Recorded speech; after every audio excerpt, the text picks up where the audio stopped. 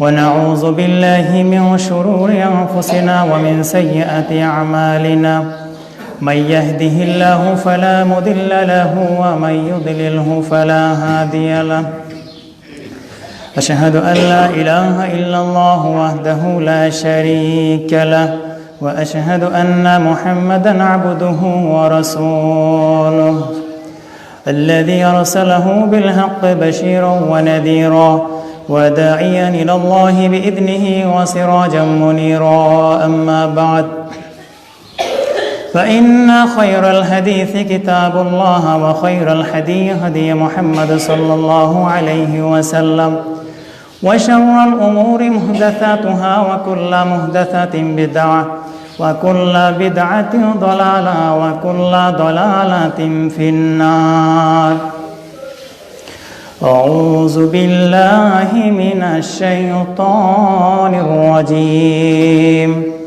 يا أيها الذين آمنوا اتقوا الله حق تقاته ولا تموتن إلا وأنتم مسلمون يا أيها الناس اتقوا ربكم الذي خلقكم من نفس واحدة وخلق منها زوجها وبث منهما رجالا كثيرا ونساء واتقوا الله الذي تساءلون به والأرحام إن الله كان عليكم رقيبا يا أيها الذين آمنوا اتقوا الله وقولوا قولا سديدا يصلح لكم أعمالكم ويغفر لكم ذنوبكم ومن يطع الله ورسوله فقد فاز فوزا عظيما وقال تعالى وما أمروا إلا ليعبدوا الله مخلصين له الدين إلى آخر الآية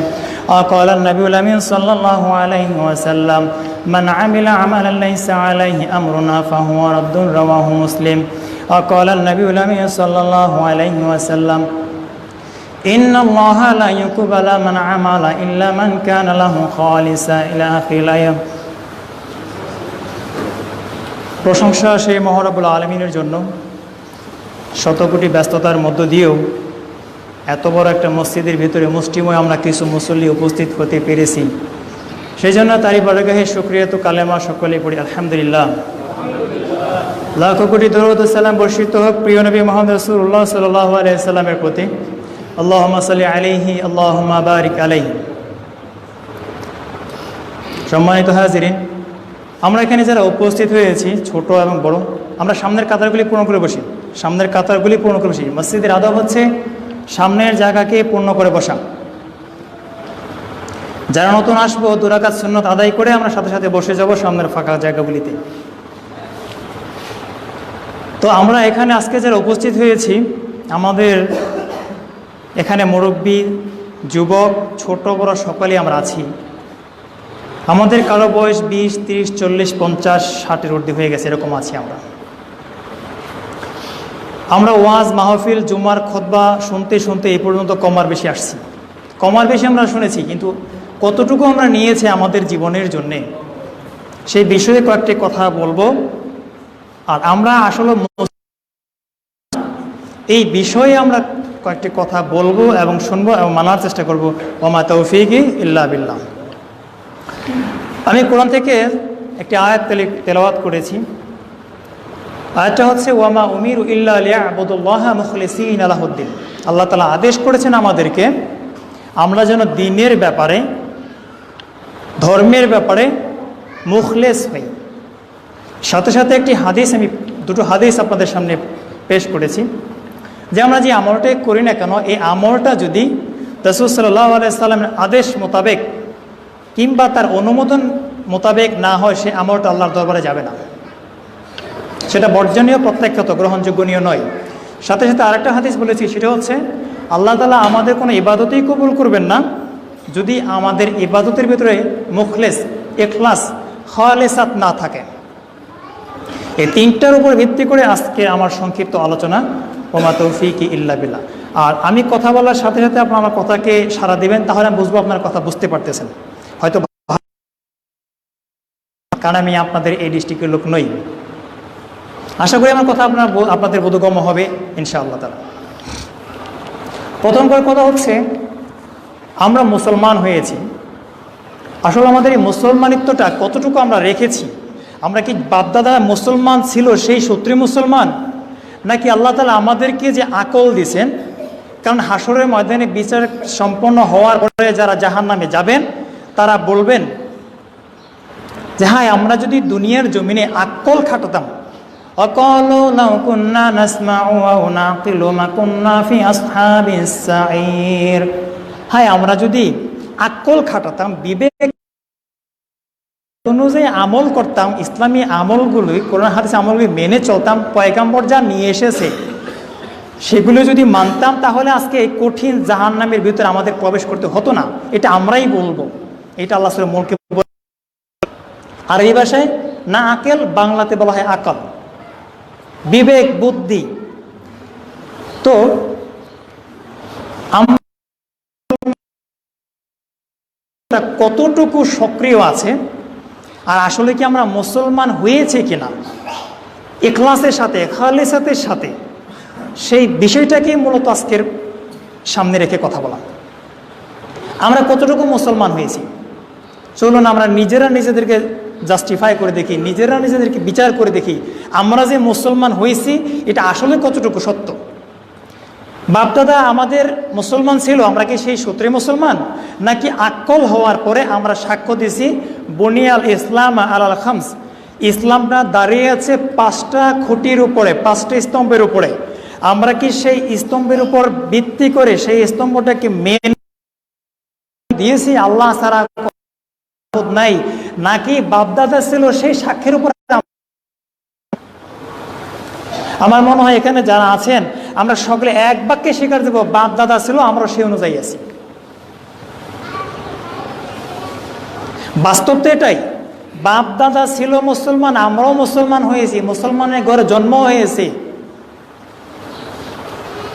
কুল্লু মাউলিদিন ইয়ালিদু আলাল ফিতরা, নবজাতক আল্লাহ প্রেরণ করবেন সমস্ত নবজাতকে, হিন্দু বৌদ্ধ খ্রিস্টান যত জাতি জাতি যত নবজাতক জন্মগ্রহণ করবেন তা ফিতরাতের উপর। আর ফিতরাত বলতে ইসলামকে বোঝানো হয়, তার বাবা রূপান্তরিত হয়। আমরা যারা হয়েছি আসলে এটা ওখান থেকে নিয়ে আমরা হয়েছি, এটাই বাস্তবতা। কিন্তু আল্লাহ তাআলা আমাদের সামনে চরম একটা সত্য দিয়েছেন, সেই সত্যটা হলো আমাদের জন্য স্পেশালি একটা গাইডলাইন, স্পেশালি একটা সাজেশন, স্পেশালি একটা সাজেশন দিয়েছেন। সমস্যা, স্পেশালি একটা সাজেশন দিয়েছেন। সেই সাজেশনটা হলো কোরআনুল কারীম, সাথে সাথে হচ্ছে হাদিস। এই দুটো সাজেশন, দুটো গাইডলাইনকে যদি আমরা আমাদের জীবনের জন্য ধারণ করে থাকি, তাহলে আমরা প্রকৃত মুসলমান হব। আমরা মুসলমান হব না সম্পূর্ণ। যদি বলি কেন? আমরা সাক্ষ্য দিয়েছি শাহাদাত আল্লাহ ইলাহা ইল্লাল্লাহ, আল্লাহ ছাড়া হক কোনো মাহবুদ নাই, এই কথা বলি কিন্তু পীরের দরবারও ছাড়তে পারি না।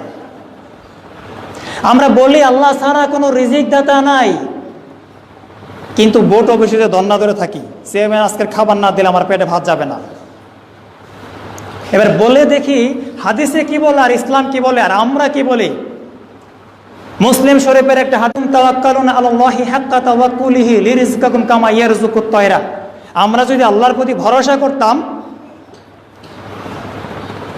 আমরা যদি আল্লাহর প্রতি ভরসা করতাম, হাক্কা তাওয়াক্কুলিহি, যেটা হবে সৎ, যেটা হবে সঠিক, যেইভাবে আল্লাহ তাআলা আদেশ করেছেন, তাহলে আল্লাহ তাআলা পাখিদেরকে যেইভাবে রিজিক দেন আল্লাহ তাআলা আমাদেরকে সেইভাবেই রিজিক দিত। আমাদেরকে কারো ধর্ণা ধরতে হতো না, আমাদেরকে অন্যের দোয়া। কিন্তু আমরা মুসলমান হয়েছি দাবি করতেছি, কোনো মাবুদ নাই, কিন্তু আমরা আমাদের সমস্ত কিছু ছবি দিচ্ছি কার কাছে? পীর বাবার কাছে, মাজারের কাছে, ফকির বাবার কাছে, দরবেশের কাছে, অলিয়া অলিয়ার কাছে, বিভিন্ন জায়গাতে আমরা আল্লাহর উপর থেকে ভরসা আমরা উঠাইয়া ফেলাইছি। তাহলে আমরা কেমন মুসলমান হলাম? এখন প্রশ্ন হচ্ছে আমার এটা। আমরা সাক্ষ্য দিচ্ছি আল্লাহ ছাড়া হক কোনো মাবুদ নাই, তিনিই রিজিক দাতা, তিনিই হায়াত দাতা, তিনিই মওত দাতা, তাহলে আমরা কেন যাচ্ছি অন্যের কাছে? কোথায় আমাদের ঈমান? আমরা মুসলমান হয়েছি, আজ থেকে 1440 বছর পূর্বে রাসূলুল্লাহ সাল্লাল্লাহু আলাইহি সাল্লাম এই কালেমার দাওয়াত দিতে গিয়ে রক্তে রঞ্জিত হয়েছে, দান মোবারক শহীদ হয়েছে, মাথার ভিতরে তীরবিদ্ধ হয়েছে। আর আমরা কালেমার দাওয়াত দিচ্ছি, আমাদের পকেট বোঝাই হচ্ছে। আমরা কোন কালেমার দাওয়াত দিচ্ছি তাহলে? আর আমরা এবার কোন কালেমা শিখতেছি? আমার কথা আপনারা বুঝতেছেন? আমরা কোন কালেমা বলতেছি, আর রাসূল সাল্লাল্লাহু আলাইহি সাল্লাম কোন কালেমা আমাদেরকে শিক্ষা দিয়েছিলেন? একটু জাস্টিফাই করে দেখুন। আমরা মুসলমান, এক সময় এই পৃথিবীটা অর্ধ পৃথিবী শাসন করতো মুসলমানেরা, আর আজকে অর্ধ পৃথিবী না, পুরো পৃথিবী শাসন করতেছে ইহুদি খ্রিস্টানেরা। আমরা কেমন মুসলমান? আমরা কোন কালেমা শাহাদা দিচ্ছি তাহলে? লা ইলাহা ইল্লাল্লাহ, শাহাদা আল্লাহ ইলাহা ইল্লাল্লাহ, আমি সাক্ষ্য দিচ্ছি আল্লাহ ছাড়া হক কোনো মাবুদ নাই। মারও ঠিক খাইতেছি, বোম আমাদের উপরেই পড়তেছে। আমরা কেমন মুসলমান হলাম তাহলে? আমরা সাক্ষ্য দিচ্ছি আল্লাহ ছাড়া কোনো ইলাহ নাই, কোনো হক মাবুদ নাই। আরেকটা কথা বলে নিচ্ছি, এখানে আমাদের সমাজে বর্তমানে একটা কথা চালু আছে, যে আগেও ছিল, যে কালেমা শাহাদাতের যে অর্থটা আল্লাহ ছাড়া কোনো মাবুদ নাই, সংক্ষিপ্ত আকারে এইভাবে কথাটা লেখা ছিল, কিন্তু এই কথাটা ঠিক নয়। বর্তমান পৃথিবীতে না, সৃষ্টির পর থেকে আদম আলাইহিস সালামের থেকে নিয়ে আজকের এই পর্যন্ত এই পৃথিবীতে যখন ধর্ম আলাদা হয়ে গেছে হাবিল এবং কাবিল থেকে, তখন থেকেই এই পৃথিবীতে ভিন্ন জাতির ভিন্ন ভিন্ন রব আছে, ভিন্ন জাতির ভিন্ন ভিন্ন খোদা আছে, ভিন্ন জাতির ভিন্ন ভিন্ন স্রষ্টা আছে, উপাসক আছে। আমরা মুসলমান, আমাদের উপাসক একজন, আমাদের উপাসক হচ্ছে হক। এই জন্য আমাদেরকে বলতে হবে আল্লাহ ছাড়া হক কোনো মাবুদ নাই। আমি যদি বলি আল্লাহ ছাড়া কোনো মাবুদ নাই, এখানে একটা গ্যাপ থেকে যায়, তাহলে আর ওদেরটা যেটা আছে ওটাও মনে হয় সত্যি হতে পারে না। আউযুবিল্লাহি মিনাজ জালিক। এই জন্য এখানে হক বলতে হবে। ওদেরটা হচ্ছে বাতিল মাবুদ, ওদের যত 33 কোটি দেবতা আছে সমস্তগুলোই বাতিল। আমাদের যে একটা, সেটা হচ্ছে হক। আমার কথা বুঝতেছেন আপনারা? আমরা যে আল্লাহ সাক্ষ্য দিচ্ছি সে আল্লাহ হচ্ছে এক, আমাদের ঈমান আনতে হবে তার উপরে। আর আমরা যে ঈমান আনবো, যে শাহাদা দিব, সেই শাহাদা দেওয়ার পরে আমাদের গায়ে থেকে রক্ত ঝরবে, এটাই হচ্ছে কালেমা শাহাদাতের তাৎপর্য। আমার পাশের মুসলমান ব্যতীত হচ্ছে আমার চোখের পানি আসে না। আমার পাশের মুসলমানকে কেটে টুকরো টুকরো করে দেওয়া হচ্ছে, আমি এখানে জিলাপি আর মুড়ি খাচ্ছি। আমার পাশের মুসলমান না খেয়ে মারা যাচ্ছে, আমি 1 লক্ষ টাকা বিমান ভাড়া করে, হেলিকপ্টার ভাড়া করে এক জায়গা থেকে যে প্রোগ্রাম করতে যাচ্ছি, অথচ আমার বাড়ির পাশের মুসলমান না খেয়ে মারা যাচ্ছে। আমি কোন শ্রেণীর বক্তা হয়ে গেছি? আপনি কিসের কালেমা শিখছেন, কিসের দাওয়াত দিচ্ছেন? আর আমরা এবার কোন কালেমা শিখতেছি তাহলে? এই কালেমার কোনো দাম নাই। দাম হচ্ছে ওই কালেমার, যেই কালেমা আপনি শাহাদা দেওয়ার পরে আপনার উপরে নেমে আসবে জুলুম এবং অত্যাচার। আল্লাহ তাআলা বলেছেন, আর দুনিয়া ও সিজনুল মুমিনিন ওয়া জান্নাতু ফিল কাফিরিন। এই দুনিয়াটা হচ্ছে প্রকৃত মুমিনদের জন্য জেলখানা স্বরূপ। আপনি মুমিন দাবি করতেছেন, আপনি তাসবিহ হাতে নিয়ে জায়নামাজ উপরে বসে মসজিদের কোনায় সারাদিন করতেছেন সুবহানাল্লাহ সুবহানাল্লাহ, কিন্তু আপনার পিছনের কোনো খবর নাই। আপনার পরিবার কোথায় আছে, আপনার মেয়ে কোথায় আছে? আমি সাক্ষ্য দিচ্ছি আমি মুসলমান, আমার এখলাস কোথায়, আমার খালিসাতটা কোথায় গেল? তাহলে আমি যদি একনিষ্ঠ মুসলমান হই, আমি যদি একনিষ্ঠ মুসলমান হয়েই থাকি, অবশ্যই আমার অন্তরটা কন্দন করবে, আমার অন্তরটা কেঁপে উঠবে। আমার কালেমা শাহাদা যে দিয়েছি, সেই শাহাদাতের উপর আমাকে প্রতিষ্ঠা থাকতে হবে 100% চুল পরিমাণ সেখান থেকে সরা যাবে না। আর এখন বর্তমানে পুলিশের একটু ডান্ডা দেখে আমরা সবাই দৌড় দিই, পিছিয়ে যাই। হ্যাঁ, কিন্তু যারা কালেমার দাওয়াত দিয়ে পকেট বোঝাই করতেছে, তাদের তো কোনো সমস্যা হচ্ছে না, হচ্ছে তাদের আরো বাহবা পাচ্ছে তারা। তাহলে আমরা কোন কালেমা সাক্ষ্য দিচ্ছি, তারা কোন কালেমা সাক্ষ্য দিচ্ছে? দাড়ি, জুব্বা, টুপি সবই তো এক, জায়নামাজ, কার্পেট, মসজিদ সবই তো এক। পার্থক্যটা কোথায় তাহলে? কই আমার পকেট তো বোঝাই হচ্ছে না, আপনার পকেট বোঝাই হচ্ছে কেন? বোঝা গেল এখানে কোনো গলত আছে। আপনি যে শাহাদা দিচ্ছেন, আপনি যে শাহাদাটা শেখাচ্ছেন মানুষকে, এটা হচ্ছে আপনার ভিতরে একটা বাটপারি। আপনি মানুষকে ধোঁকা দিচ্ছেন। আমরা শাহাদা দিচ্ছি, আপনি শাহাদা দিচ্ছেন, কিন্তু আপনার হচ্ছে পকেট বোঝাই, আর আমার মুসলিম ভাই খাচ্ছে মার। আমার কাছে তাসবিহ বিক্রি করে ইহুদিরা বোমা বানাচ্ছে, আমার কাছে জায়নামাজ বিক্রি করে, দেখতে পারেন জায়নামাজের নিচে কোনার ভিতরে লেখা আছে মেড ইন কোরিয়া। কোরিয়া কোন দেশ? কোরিয়াটা কোন দেশ? আমরা জাস্টিফাই করছি কখনো? হ্যাঁ, যেই দেশের ভিতরে ওপেনলি গাঞ্জা খাইতে হবে, এটার নাম হচ্ছে কোরিয়া। আর আমি আর আপনি কোরিয়ার পণ্য ব্যবহার করতেছি, কোরিয়া বানাচ্ছে ক্ষেপণাস্ত্র, ফালাচ্ছে আমার মুসলিম ভাইয়ের উপরে। হ্যাঁ, আমি আমেরিকান পণ্য ছাড়া কিছু চোখে দেখি না। আমেরিকা মারতেছে কাকে? ন্যাটো বাহিনী। আমি প্রসঙ্গে জায়গা মতোই আছি। আমি শুধু আমাদের ঈমান কতটুকু মজবুত, আমাদের ঈমান কতটুকু ইখলাসের সাথে আছে, আমি সেই কথাটা আপনাদের সামনে তুলে ধরার চেষ্টা করতেছি। বোঝা গেল আমার ঈমানের সাথে পার্থক্য আছে। আমি সাক্ষ্য দিচ্ছি আল্লাহ এক, আমার এটার সাথে, আমার কথার সাথে, কাজের সাথে মিল নাই। ঈমানের 3টে স্তর হয়, তাসদীক বিল জিনান, আল ইকরার বিল লিসান, আল আমালু বিল আরকান। অন্তরে অন্তঃস্থল থেকে বিশ্বাস করা, মুখ দিয়ে প্রকাশ করা, কাজে বাস্তবে সেটাকে রূপ দেয়া। আমি অন্তর দিয়ে বিশ্বাস করলাম আল্লাহ ছাড়া হক কোনো মাবুদ নাই, মুখেও সেটাকে বললাম, কিন্তু কাজ করবার দেয় পরের জমির আইল কেটে ফেলায় আমার জমিতে নিয়ে আসে। কোন শ্রেণীর মুসলমান হইলাম আমি তাহলে? আমার ইখলাসটা কোথায় আছে? একটু জ্বর হয়েছে আমার, নাপা, প্যারাসিটামল কিংবা কবিরাজ বাড়ি কিংবা কোথাও যে একটা ওষুধ খেয়ে শর্তের সাথে আমি বলছি আজকে যদিও এখানে আমি না যাইতাম হয়তো আমার রোগটা ভালো হইতো না, নাউজুবিল্লাহ। এটা হচ্ছে শিরক আকসার, ছোট শিরক। আপনি আল্লাহ ছাড়া অন্যের উপর ভরসা করছেন এখানে। আর শিরকের ভয়াবহতা আপনারা জানেন, وإنه ما يشرك بالله فقد حرم الله عليه الجنة ومأواه النار وما للظالمين من أنصار।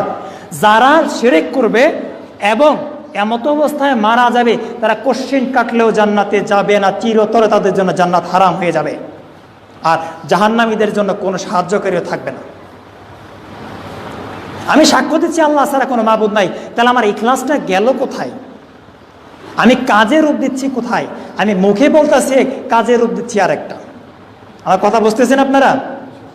আমার কথায় সকলে সারা দিন, আমার কথা কি বুঝতেছেন সবাই? জি,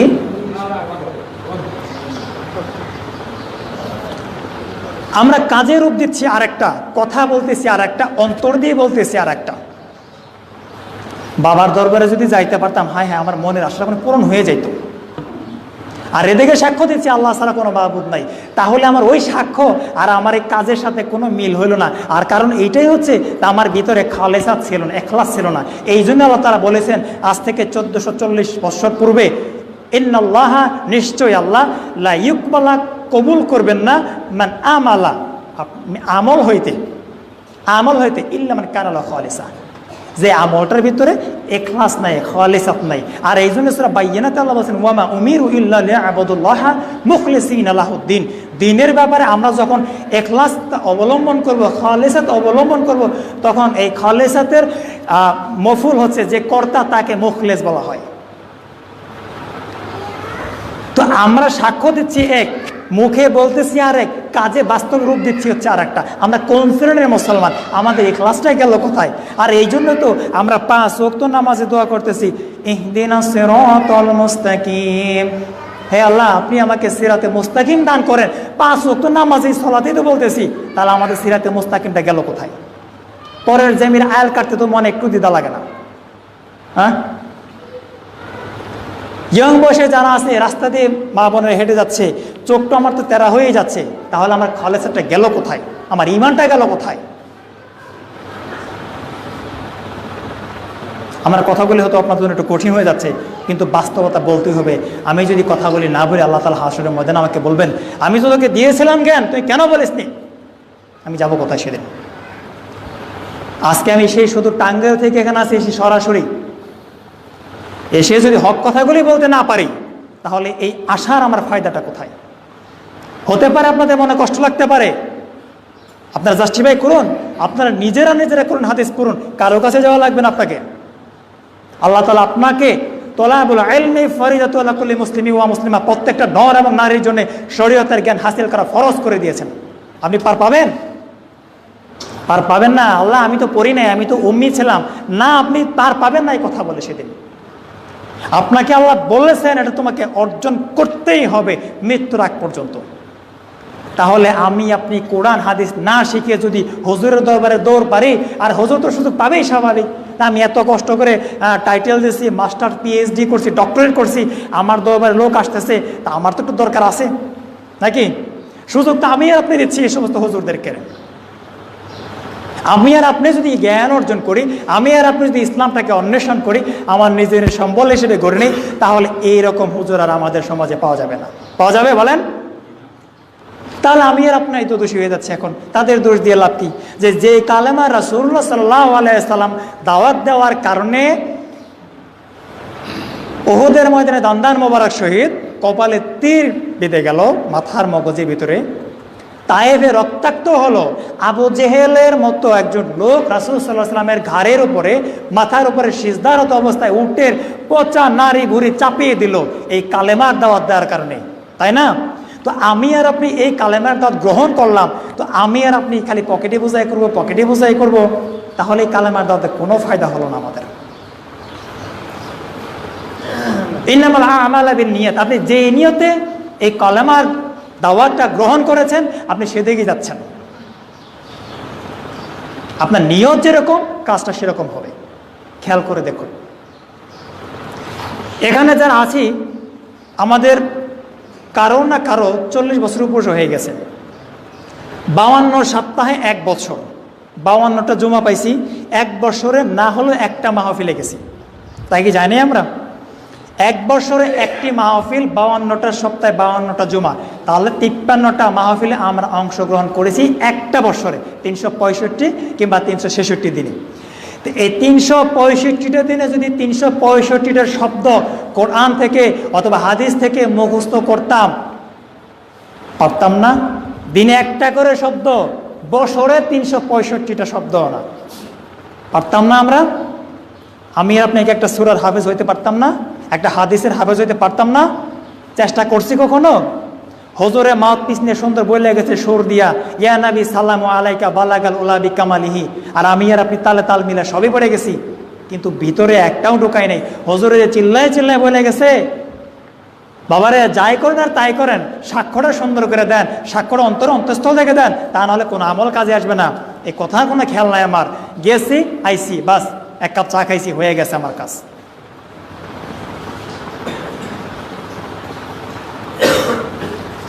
বিষয় হচ্ছে আমরা সাক্ষ্য দিছি আমরা মুসলমান, কিন্তু আমাদের সাক্ষ্যর ভিতরে গলত আছে,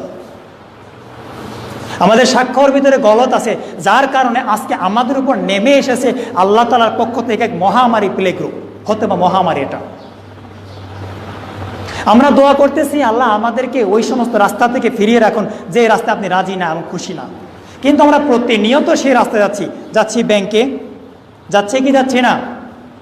যাচ্ছি আমরা ডেস্টিনিতে, যাচ্ছি আমরা ফকিরের দরবারে, পীরের দরবারে, মাজারে, হ্যাঁ যাচ্ছি আমরা অন্যের কাছে সাহায্য চাইতে। আবার এটা অন্তরে বিশ্বাস রাখি তার সাফায়াতে আমার জান্নাত নিয়ে যাবে, নাউযুবিল্লাহি মিন যালিক। অথচ আয়াতুল কুরসির ভিতরে আল্লাহ কি বলছেন? মান যাল্লাযী ইয়াশফাউ ইনদাহু ইল্লা বিইজনিহি, কার ক্ষমতা আছে সেদিন সুপারিশ করার আল্লাহর কাছে ক্ষমতা আছে কারোর? কিন্তু আমি আপনার অন্তরে বিশ্বাস ঠিকই করতেছি, আমি যদি পীরের দরবারে যাইতে পারতাম, একটু মরিদ হইতে পারতাম, আমার জান্নাতটুকু সহজে হতো।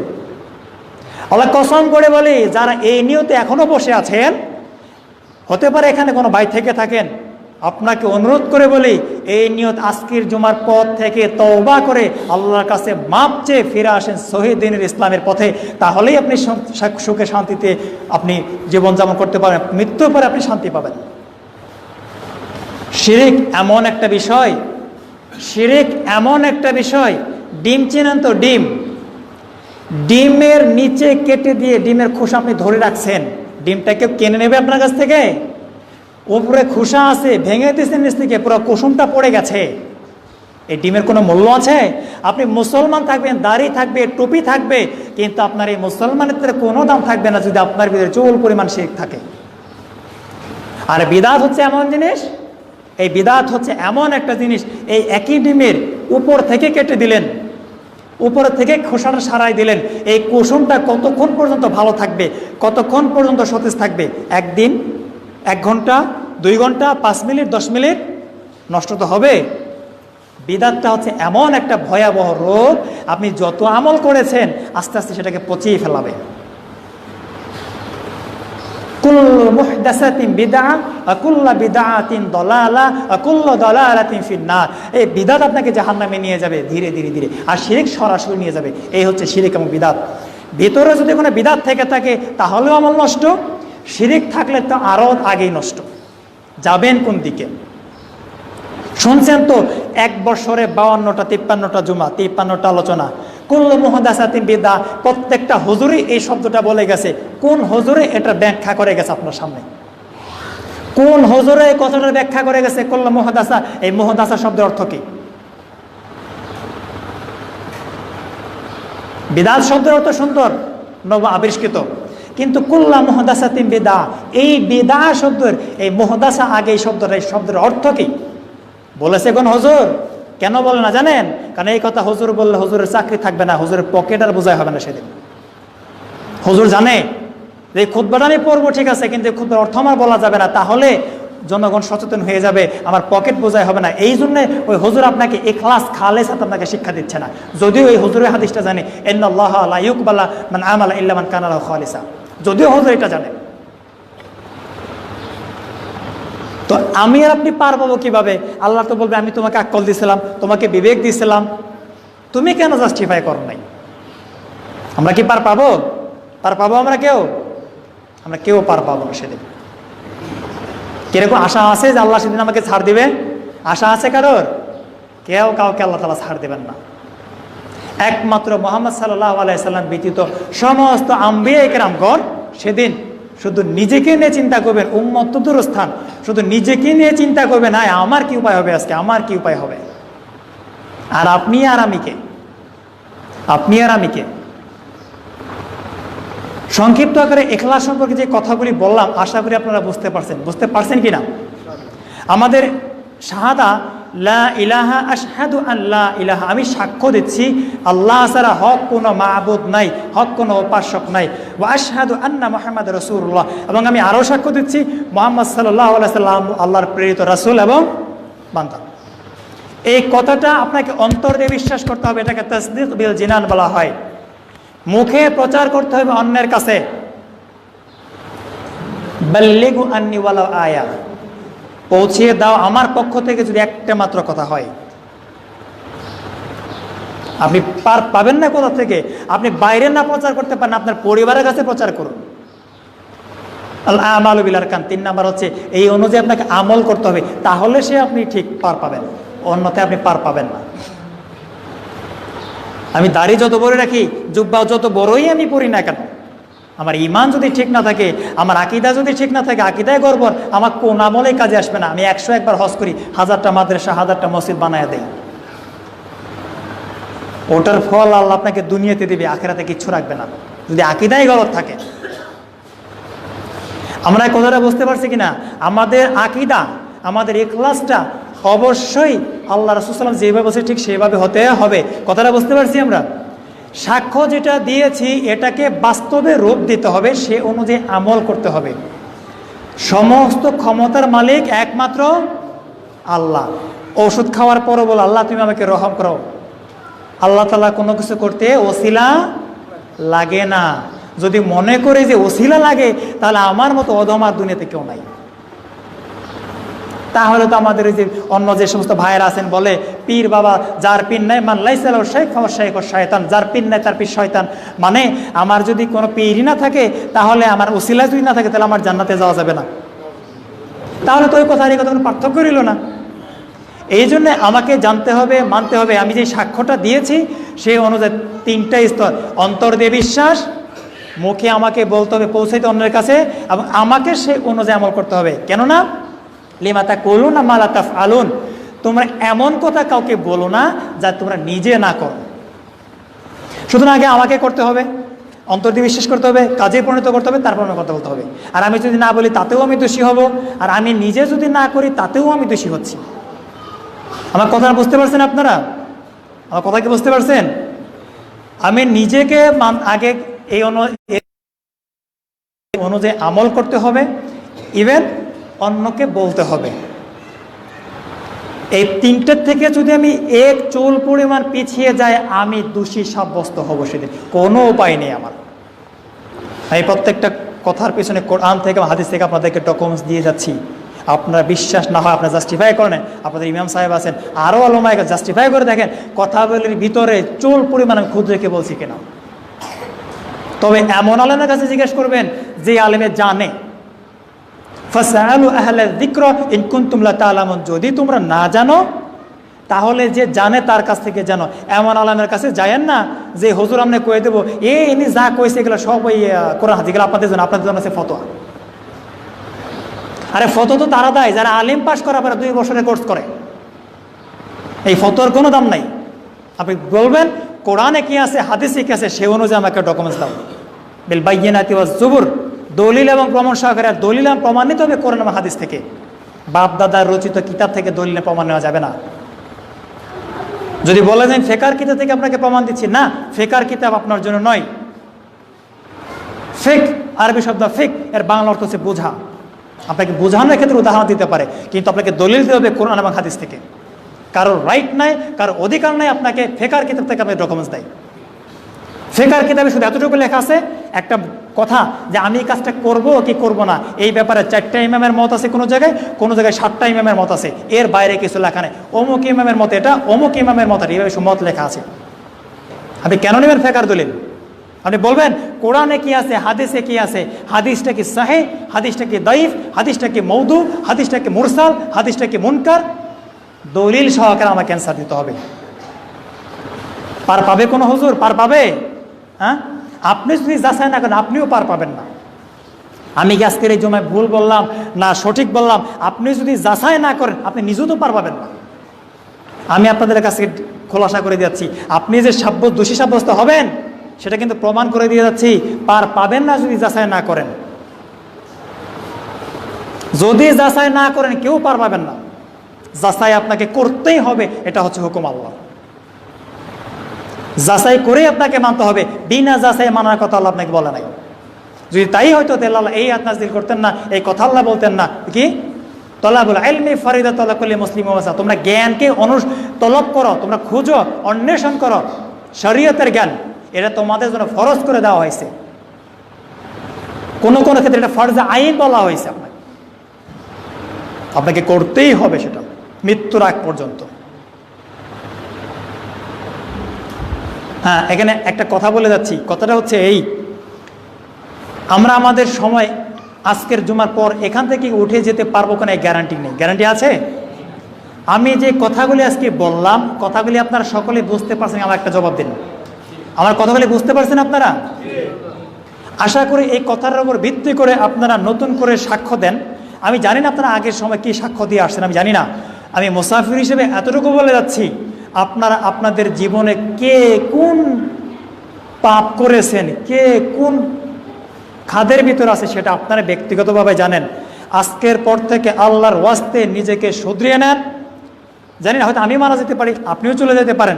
এই চলে যাওয়ার আগে নিজেকে একটু প্রস্তুত করে নেই, যাতে আল্লাহর কাছে বলতে, আল্লাহ জিন্দেগিতে যা করছিলাম জানি না কবুল হয়েছে কিনা, আজকের এই জুমার পর থেকে আল্লাহ নিজেকে শুধরে নিলাম, মৃত্যুবাদী তুমি আমাকে তৌফিক দিও এই ইখলাসের উপরে প্রতিষ্ঠিত থাকার জন্যে। বলুন আমিন। আমরা হাদিস 100টা বলার কোনো প্রয়োজন হয় না, কোরআনের আয়াত 10টা বলার প্রয়োজন হয় না। একটা আয়াত দিয়ে যদি আপনি কোরআন পড়েন, একটা আয়াতের অর্থ যদি পড়েন, আপনার জীবনটা পাল্টে যেতে যথেষ্ট।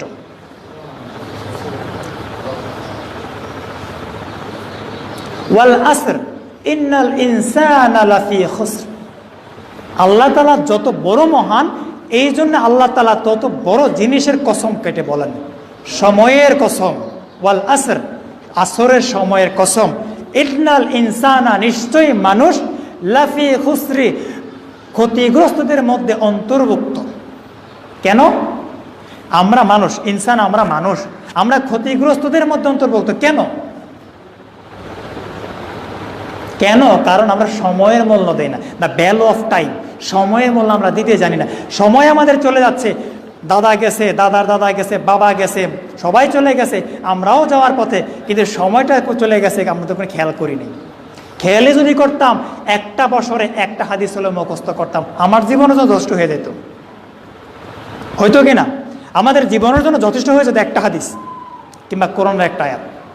এই 40-50 বছর বয়স আমাদের পার হয়ে গেছে, কিন্তু আদবদি আমরা কেউ এই বিষয়টা নিয়ে একটু চিন্তাও করে দেখি নাই। ইসলামটা শান্তির ধর্ম। এই ইসলামটার উপরে যত আঘাত বর্তমানে আসতেছে, এটা মূলত ইসলামের উপর আসতেছে না, আমাদের কর্মের কারণে আমাদের উপর আসতেছে আযাব। আমাদের কর্মের কারণে আমাদের উপর আসতেছে আযাব। এর জন্য আমরাই দায়ী, এর জন্য আমরাই দোষী। আমাদের 28টা লক্ষণ ছোট ছোট, এই 28টার ভিতরে আরো কয়েকশো রয়ে গেছে। এই 28টার ভিতরে কোনো কোনো ওলামা ইকরামদের ভিতরে প্রায় 20টার উপরে চলে আসছে। তো আমি আপনি কোথায় বসে আছি এখন? তো সংক্ষিপ্ত বলা শেষ হলো না, আমি এতটুকু বলতেছি যে আমরা আমাদের জীবনকে নতুন করে আজকের জুমার পর থেকে নতুন করে সাজাবো কোরআন এবং সহিহ সুন্নাহ ভিত্তিক। যে জানে তার কাছ থেকে জেনে, হতে পারে সে 10 টাকা রিক্সা ভাড়া দিয়ে, হতে পারে 10 মাইল হেঁটে গিয়ে, হতে পারে 5 টাকা রিক্সা ভাড়া দিয়ে। আমরা চেষ্টা করব। আমরা যদি এই চেষ্টাটুকু না করি, আমরা উভয়ই দোষী সাব্যস্ত হবো হাসরের মধ্যে, আমরা কেউই পার পাবো না। কারণ আল্লাহ তাআলা আপনাকে জানিয়ে দিয়েছেন আজ থেকে 1440 বছর পূর্বে, ইন্নাল্লাহা লা ইউকবালু মান আমালা ইল্লা মান কানা লাহু খালিসা ওয়া মা উমিরু ইল্লা লিয়াবুদুল্লাহা মুখলিসিনা লাহুদ্দিন। অথবা আল্লাহ আরেকটা বলছেন যে মান আমিলা আমালা লাইসা আলাইহি আমরুনা ফাহুয়া রাদ্দুন। আমি আর আপনি যে আমলটাই করি, এটা যদি রাসূলুল্লাহ সাল্লাল্লাহু আলাইহি সাল্লামের আদেশ অনুমোদন কিংবা তার কর্মের উপর না হয়, তাহলে এই আমলটা আল্লাহর দরবারে যাবে না। এই জন্যে আমরা যথাসাধ্য আজকের পর থেকে চেষ্টা করব আমাদের মৃত্যুর আগ পর্যন্ত সাথে সাথে যারা আসেনি তাদের কাছে পৌঁছে দেব। তাহলে আমাদের তাবলিগটা হয়ে যাবে, আমাদের সওয়াবটা আমরা পাবো। কেন তাবলিগ করবেন সে সম্পর্কে একটা হাদিস বলে দিচ্ছি। ইজা মাতা আবদুহু ইনকাতা আমালুহু ইল্লা মিন সালাসা। আল্লাহর কোন বান্দা যখন মারা যায়, অন্য হাদিসে এসেছে ইজা মাতাল ইনসানা ইনকাতা আমালুহু ইল্লা মিন সালাসা। যখন কোনো মানুষ মারা যায়, তার সমস্ত আমলের দরজা বন্ধ হয়ে যায় ইল্লা মিন সালাসা, 3টা রাস্তা ব্যতীত। 3টা রাস্তা খোলা থাকে। আপনি কবরে শুয়ে এসে এই 3টা রাস্তা থেকে আমল পাবেন, অথবা আপনি গুনার ভাগীদার হবেন। এক, সাদকাতুল জারিয়া, আপনি যে দানটা করছেন আল্লাহর সন্তুষ্টির উদ্দেশ্যে, এটা সদকায়ে জারিয়া। অলাদুন সালেহা, নেক সন্তান, উপকারী নেক সন্তান। ইলমু ইয়ানতাফাউ বিহি, উপকারী এলেম। উপকারী এলেম কি জিনিস?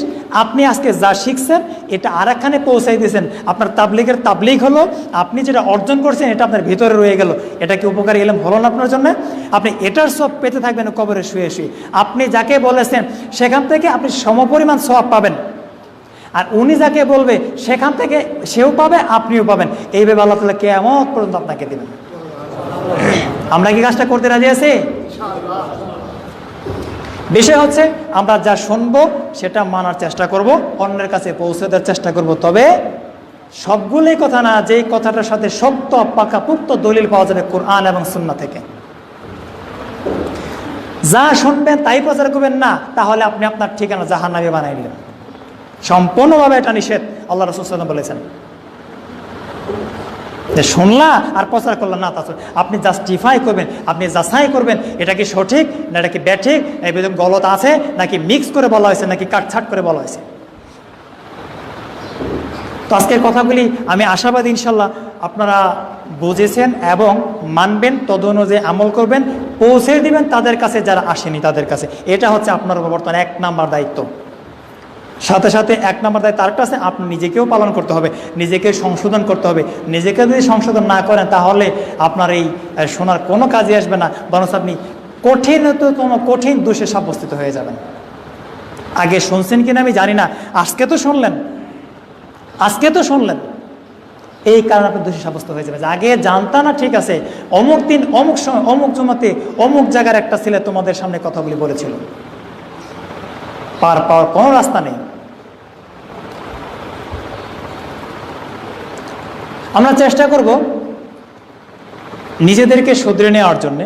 এই জন্যে আমাদেরকে খুব তাড়াতাড়ি শুধরে নিতে হবে, কারণ আমাদের সামনে যে সময়গুলি আসতেছে কোরআন এবং হাদিসের ভিত্তিতে আমাদের সময় খুবই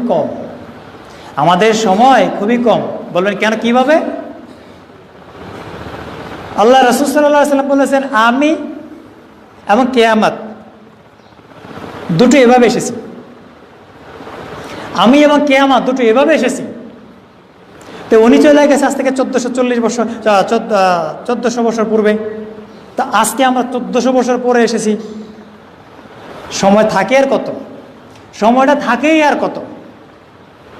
যেহেতু আল্লাহ তাআলা ওয়াদা করেছেন, আল্লাহ তাআলা ওয়াদা হচ্ছে হক, সত্য। এই পৃথিবী আল্লাহ ধ্বংস করে দিবেন। ইয়াসআলুনাকা আনিস সাআহ, আল্লাহ তাআলা আগে বলছে হে রাসূল আপনাকে প্রশ্ন করা হবে কিয়ামত সম্পর্কে। কি বলে দিন? এই জ্ঞানটা একমাত্র ইলমু ইনদাল্লাহ, আল্লাহর নিকট আছে, আর জ্ঞান কারো কাছে নেই। তবে তোমরা সতর্ক হয়ে যাও, সাবধান হয়ে যাও, সময় খুবই কম, তাই না? তা আমরা শেষ জায়গাতে চলে এসেছি। আমাদের উপর অনেক অনেক অনেক জুলুম আসবে, আমাদেরকে ধৈর্যের সাথে সেগুলোকে মোকাবেলা করতে হবে। তাসবিহ জায়নামাজ দিয়ে মসজিদের কোনায় বসা থাকা আমাদের চলবে না। মসজিদে বসেন, হাতের তাসবিটা ছেড়ে দিতে হবে। এই তাসবিটা হচ্ছে ইহুদিদের বানাওয়াটের তৈরি জিনিস। আপনার হাতের তাসবি উঠাই দিয়েছে ইহুদিদের চক্রান্ত।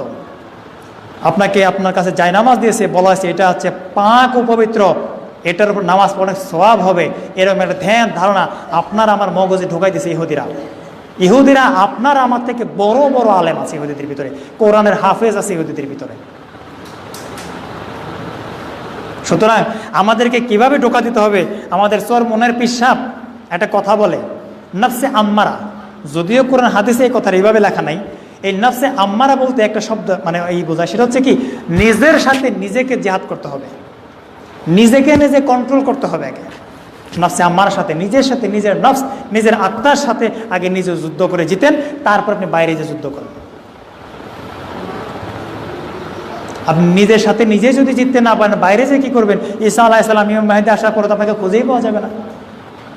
দাজ্জাল এসে বলবে, এই দেখো জান্নাত, এই দেখো জাহান্নাম, তুমি আমাকে রব হিসেবে মানো, আমি তোমাকে ফুলের বাগানে দেবো, তো ফুলের বাগানটা আমি জাহান্নাম। আর আপনার ভিতরে যদি সঠিক এবং অরিজিনালি চুল পরিমাণ ঈমানও থেকে থাকে, আপনি বলবেন আনতা কাজ্জাব, তুই কাফের, তুই মিথ্যাবাদী, কিংবা তার থেকে আপনি পালিয়ে থাকবেন। কিন্তু যদি আপনার ভিতরে লটর বড় থেকে থাকে, আপনি কখনোই তার থেকে পালাতে পারবেন না। আপনি ফুলের বাগানের দিকে লোভিত হয়ে যাবেন। আল্লাহ তাআলা আমাদেরকে কোরআন এবং সহিহ সুন্নাহ মোতাবেক আমল করার জন্য তৌফিক দান করুন। আসসালামু আলাইকুম।